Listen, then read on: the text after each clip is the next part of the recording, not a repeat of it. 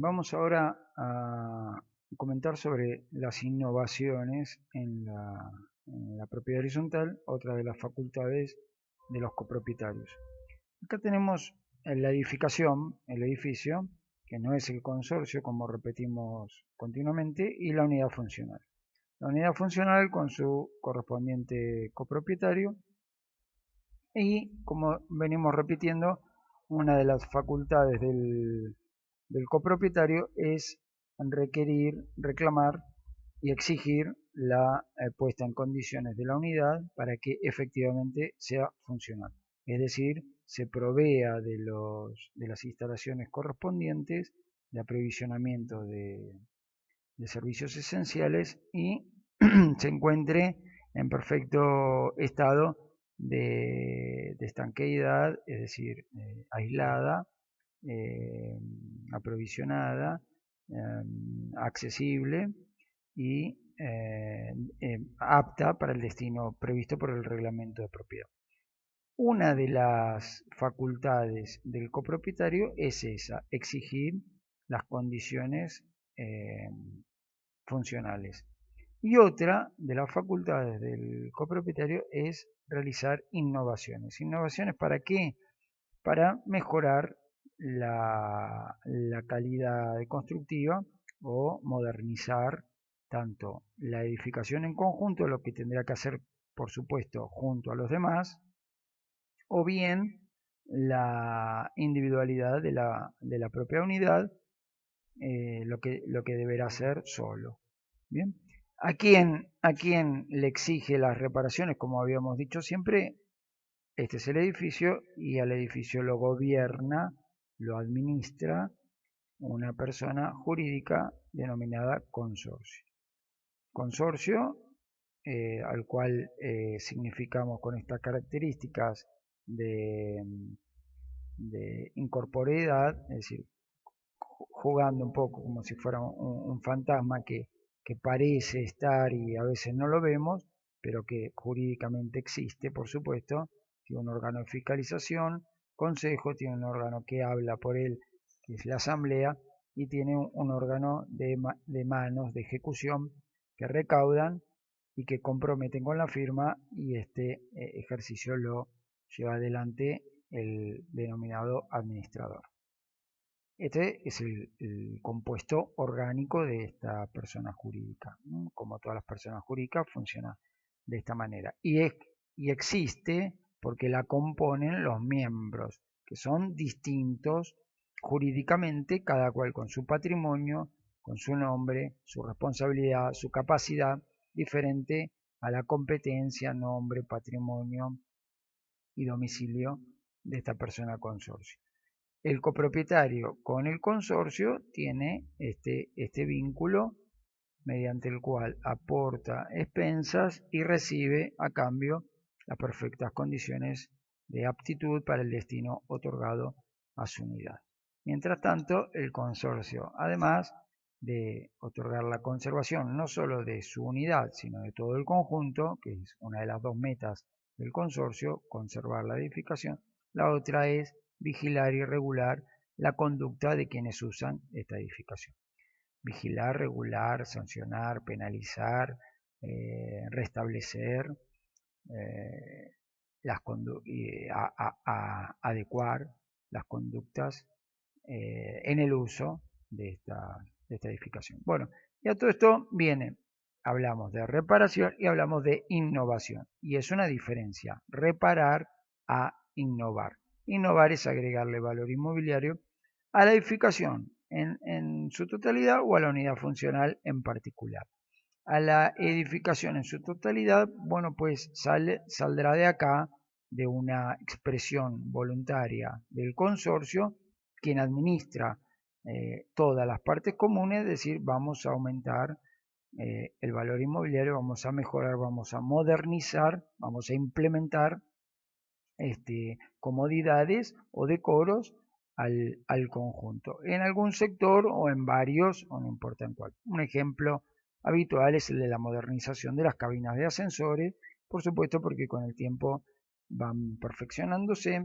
Otra es cambiar los tanques, viejos tanques de cemento, por por tanques de otros materiales y a lo mejor parcializado por varios en vez de por uno solo, que facilitan la limpieza, facilitan la reposición. Otros, modernizar las bombas de impulso de agua desde el tanque cisterna a ese tanque de arriba para luego caer por gravedad.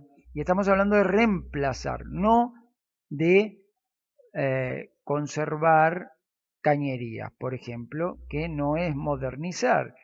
Si el consorcio necesita reparar cañerías que están obsoletas, lo que está haciendo es conservar lo mismo que existe. No es que esté mejorando la edificación. A lo mejor está cambiando hidrobronce por acueducto, perdón, o cualquier otro plástico, resina de composición de las cañerías modernas, o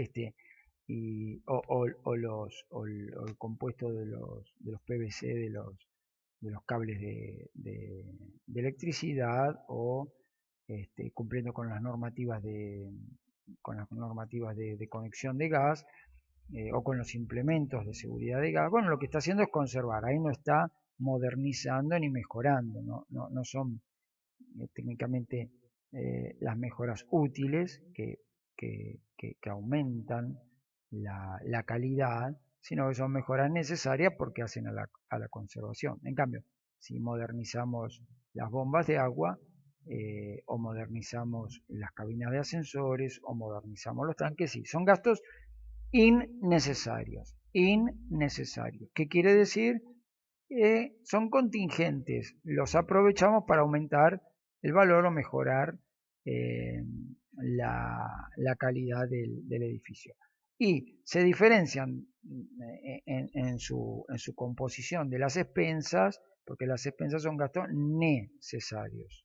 Las expensas son todos los gastos necesarios para conservar.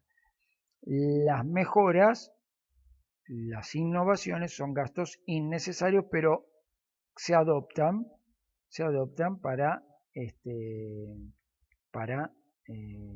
aumentar la calidad constructiva o el valor inmobiliario de la edificación.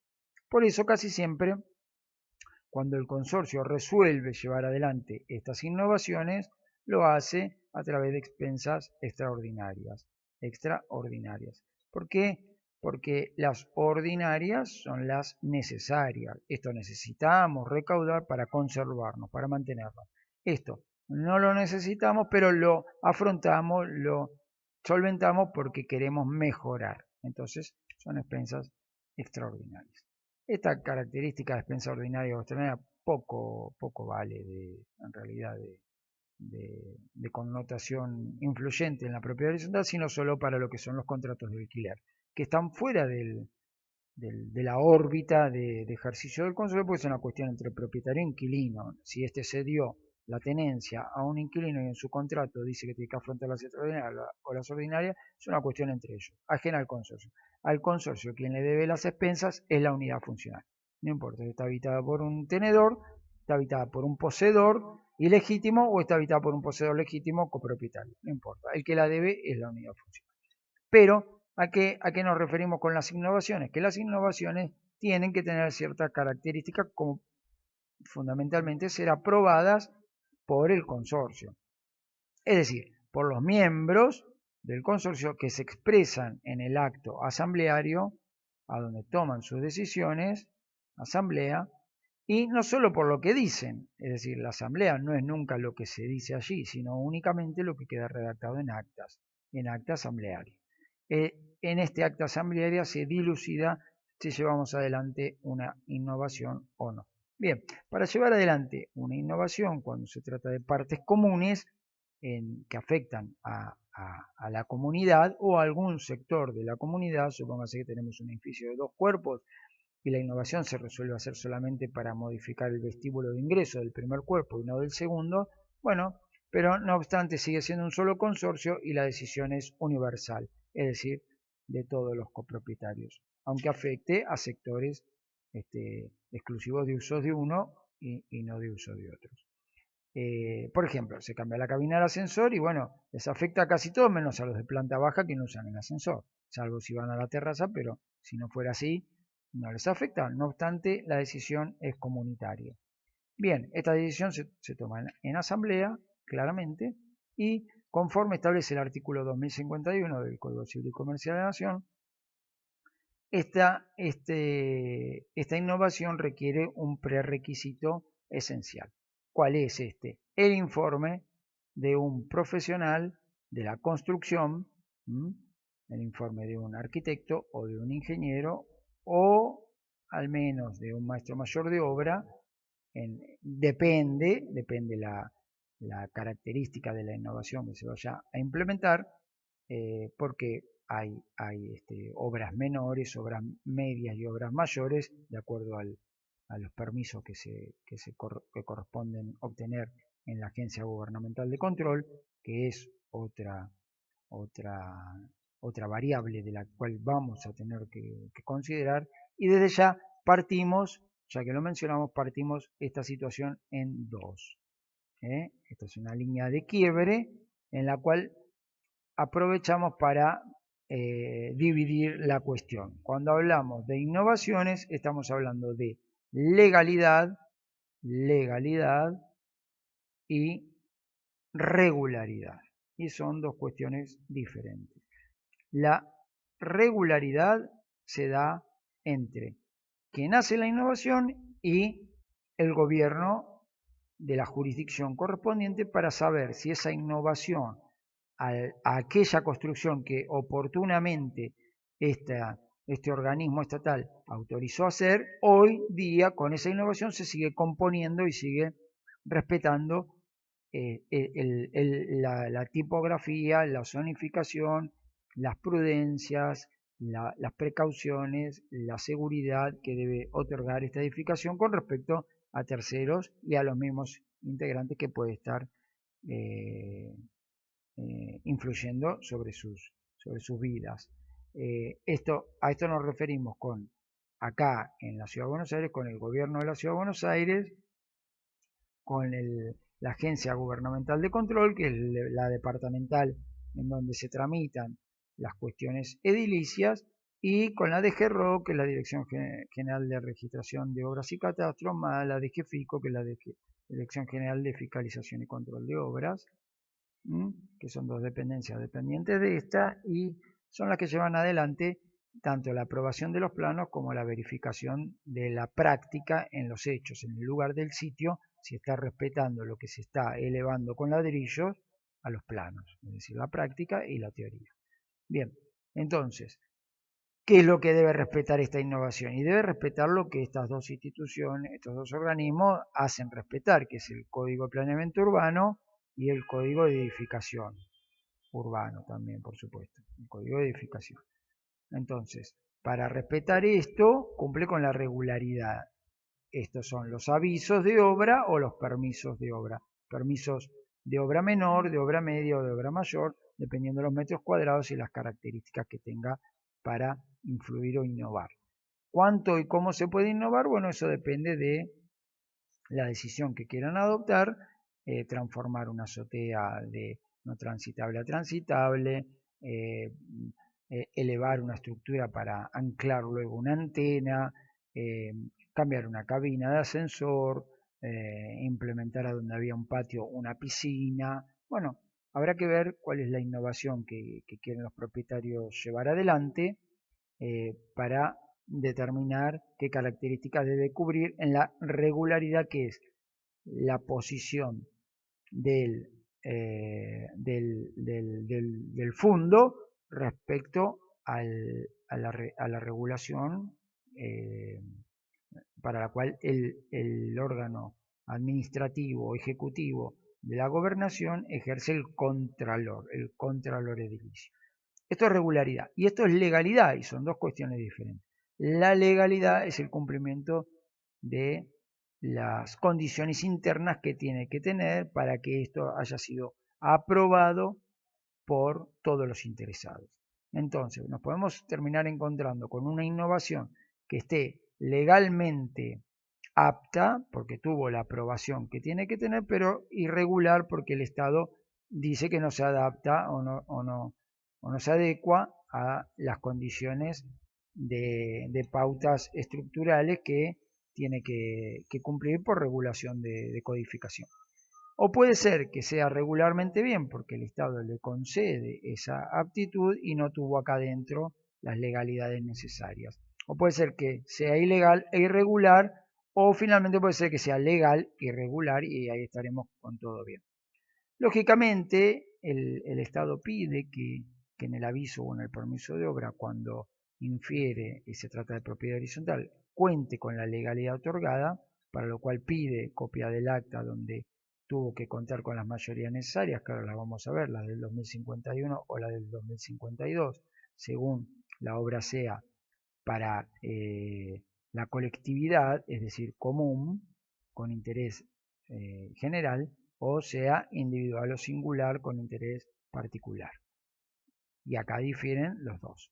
Entonces, el gobierno pide el acta pero no tiene la capacidad este instituto de verificar si realmente este acta está compuesta con el llamado correcto, con la convocatoria precisa, con la participación de quienes son realmente copropietarios, no verifica, lógicamente, el libro de copropietarios, el libro de registro de firmas, las mayorías, el reglamento, la autenticidad de las firmas, la corroboración de la identidad de los copropietarios. No, entonces esto es un poco eh, menos, menos asertivo que lo que puede ser la composición de un acto que además tiene las características, en caso de incumplir alguna de esas facetas, ser anulable.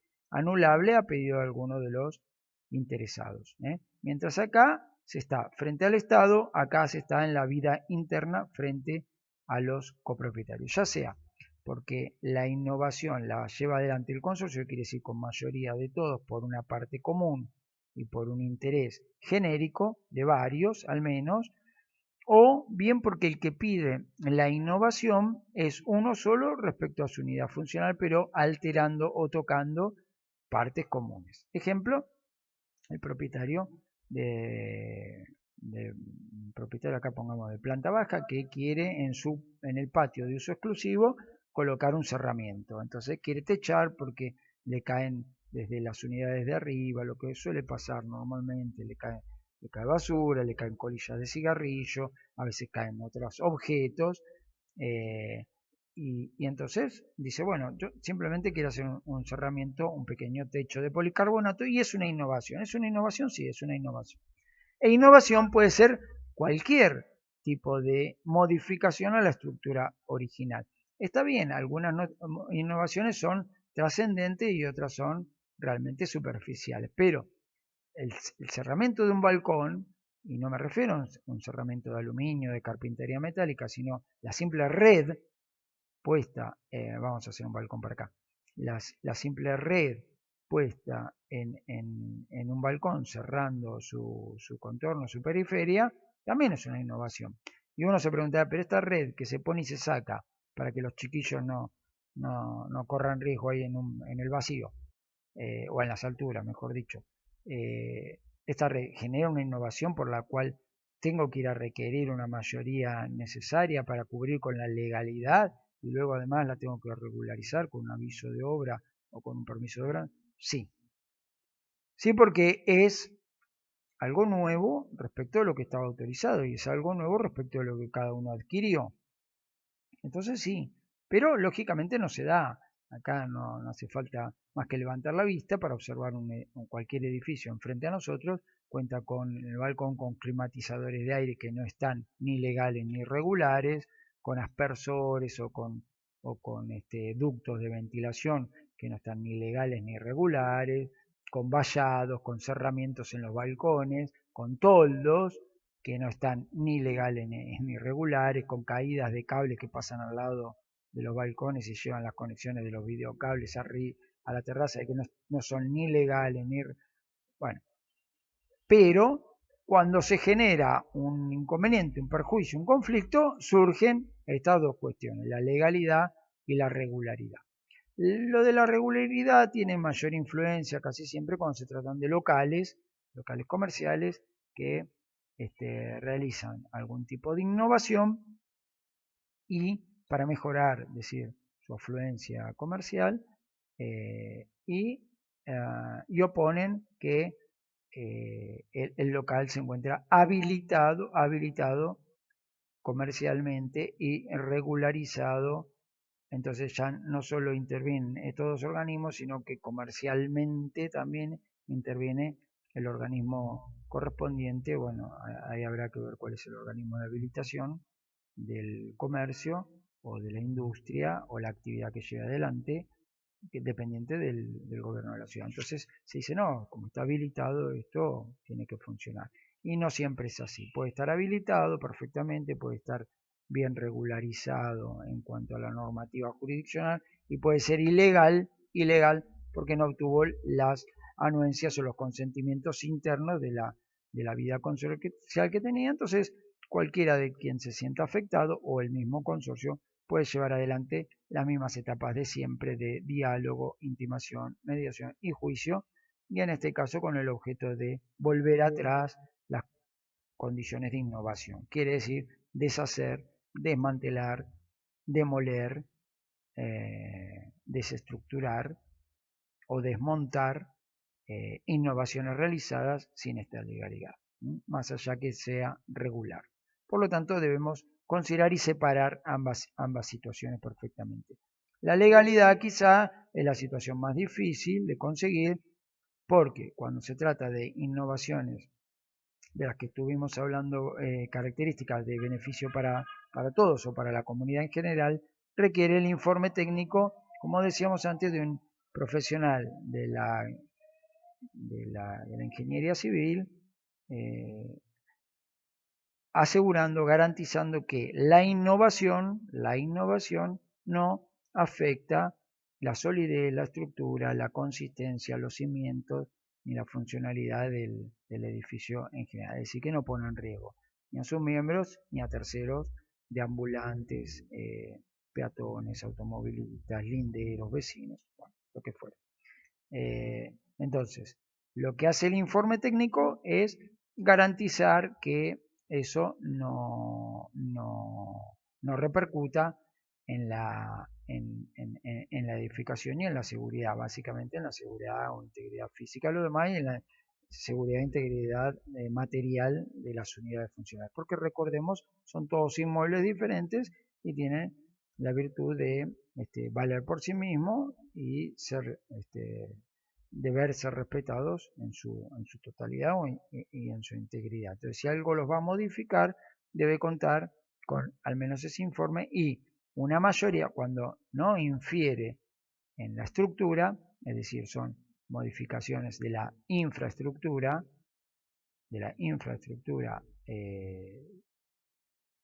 insustancial también, es decir, no de la infraestructura esencial, sino de la infraestructura superficial, o de las instalaciones que no comprometen a la edificación, lo cual nos lo dice el informe del profesional, o en instalaciones, bueno, requieren una mayoría, la contemplan en el 2051, y el 2051 dice mayoría de propietarios. Mayoría de propietarios, al decir propietarios, por supuesto, se está refiriendo numéricamente, y cuando decimos mayoría tiene que ser más de la mitad numérico. Es decir, si son 40 unidades, serán 21 unidades funcionales votando asertivamente por esto. La pregunta acá es si cabe tomar una decisión provisoria con mayoría simple presente que no llega a esto, para luego ser ratificada tácitamente o refrendada tácitamente con el emplazamiento de los ausentes a través del artículo 2060, que convierte a las decisiones simples en decisiones definitivas, a las decisiones instantáneas, perdón, a la falta de decisión instantánea, a la decisión provisoria la convierte en una decisión definitiva, luego del emplazamiento de los ausentes, purgando o saneando la falta de esta cantidad de personas o no, o si realmente se requiere que estas 21 den expresamente el consentimiento en el mismo acto de tomar constancia que el informe les dice que no compromete a la estructura o a la seguridad.